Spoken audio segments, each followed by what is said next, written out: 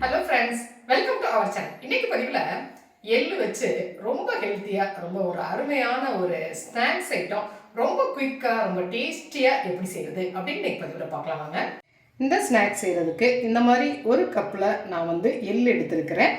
வெள்ளை எள்ளு எடுத்துருக்கிறேன். நீங்கள் கருப்பு எள் கூட எடுத்துக்கலாம். எள்ளு ரொம்ப சத்தான ஒரு உணவுப் பொருள் நம்ம எல்லாருக்குமே தெரியுங்க. அதில் மினரல்ஸ், ஃபைபர், கார்போஹைட்ரேட் எல்லா சத்துக்களுமே கொட்டி கிடக்குது. இந்த எள்ளை இப்போ நான் ஒரு பேனில் சேர்த்துட்டு அதை அப்படியே ஒரு 2 மினிட்ஸ் வறுத்துக்கலாம். ஒரு 2 மினிட்ஸ் எள்ளு நல்லா வறுபட்டுருச்சு. அது அப்படியே பொரிய ஆரம்பிச்சிருச்சு. இந்த ஸ்டேஜில் நம்ம அடுப்பை ஆஃப் பண்ணிவிட்டு இதை ஒரு பிளேட்டுக்கு ட்ரான்ஸ்ஃபர் பண்ணிடலாம். ஒரு 2 மினிட்ஸ் அப்படியே ஆறட்டும் பாருங்கள். இதை ஒரு மிக்ஸி ஜாரில் சேர்த்துக்கலாம்.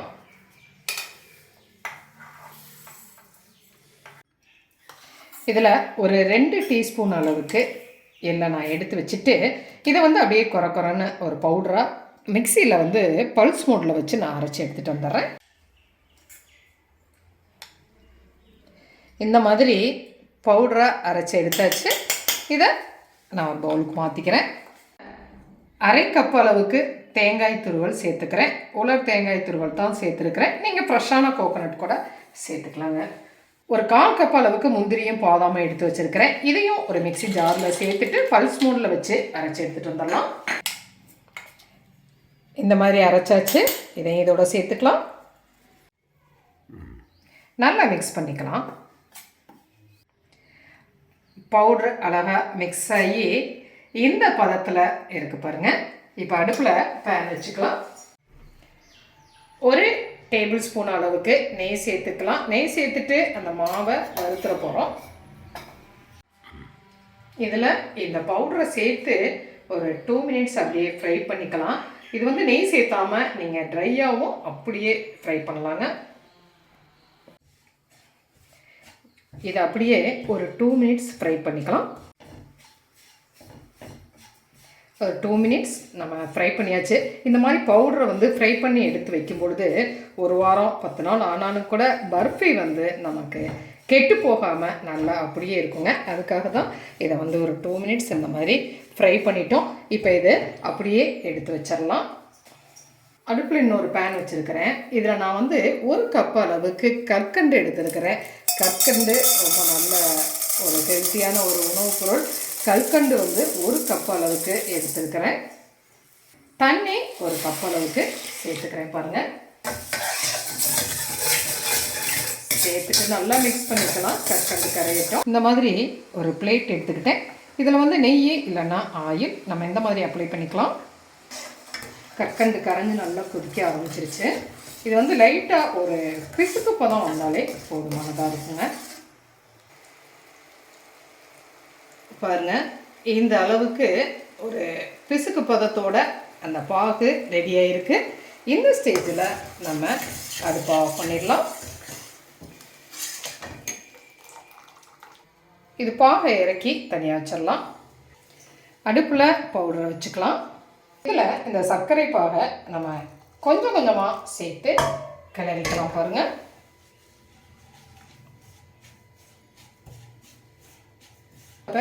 ஊற்றிக்கலாம்.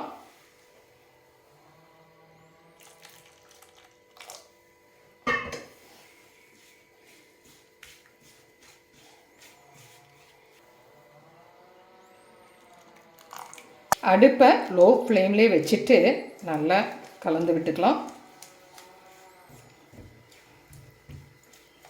ஸ்டேஜில் அடுப்பை கொஞ்சம் மீடியம் ஃப்ளேமில் வச்சுட்டு ஒரு 2 நிமிஷம் நல்லா கிளறலாம் பாருங்கள். இந்த ஸ்டேஜில் எடுத்து வச்சுருக்கிற எள்ளை நான் இதில் சேர்த்துக்கிறேன். அரை டீஸ்பூன் அளவுக்கு ஏலக்காய் பவுடர் சேர்த்துக்கிறேன். சேர்த்துட்டு நல்லா கலந்துக்கலாம். பாருங்கள், பாத்திரத்தில் ஒட்டாத அளவுக்கு இந்த பேஸ்ட் ரெடி ஆகிடுச்சு இல்லைங்களா. இந்த ஸ்டேஜில் நம்ம அடுப்பை ஆஃப் பண்ணிடலாம். இந்த ஸ்டேஜில் இதை நாம் நெய் தடவின பிளேட்டுக்கு அப்படியே மாற்றிக்கலாம். மாற்றிட்டு இதை அப்படி பரப்பி விட்டுடலாம்.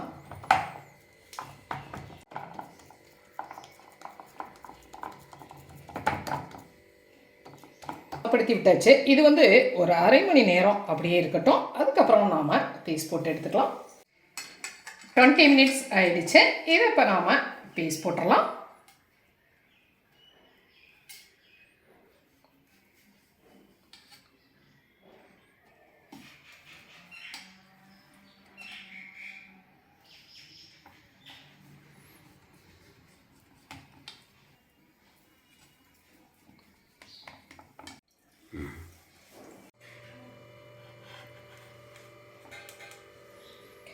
சுவையான பர்ஃபி பாருங்கள்.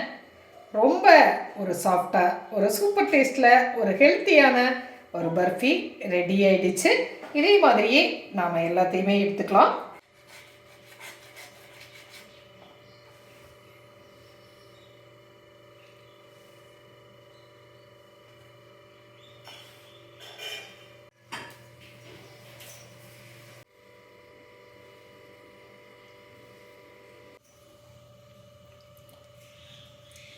பாருங்கள், இந்த ஹெல்த்தியான அருமையான ஒரு பர்ஃபி ஐட்டம் எவ்வளோ ஒரு சாஃப்டாக, ஒரு நல்லாவே ஒரு டேஸ்ட்டாக, சாப்பிட்றதுக்கு ரொம்ப ஸ்வீட்டாக நல்லா இருக்குங்க. செஞ்சு பார்த்துட்டு உங்களுடைய கமெண்ட்டை சொல்லுங்கள். எள்ளு வச்சு ரொம்ப ஹெல்த்தியாக, ரொம்ப அருமையான டேஸ்ட்டில், ரொம்ப குயிக்காகவே ஒரு பர்ஃபி செஞ்சு பார்த்துட்டோம். செஞ்சு பார்த்துட்டு உங்களுடைய கமெண்ட்டை சொல்லுங்கள். இந்த பதிவு உங்களுக்கு பிடிச்சிருந்துச்சு அப்படின்னா சப்ஸ்கிரைப் பண்ண மறக்காதீங்க. லைக் பண்ணுங்கள், கமெண்ட் பண்ணுங்கள், ஷேர் பண்ணுங்கள். மற்றும் ஒரு பதிவில் உங்களை மறுபடியும் சந்திக்கின்றேன். நன்றி.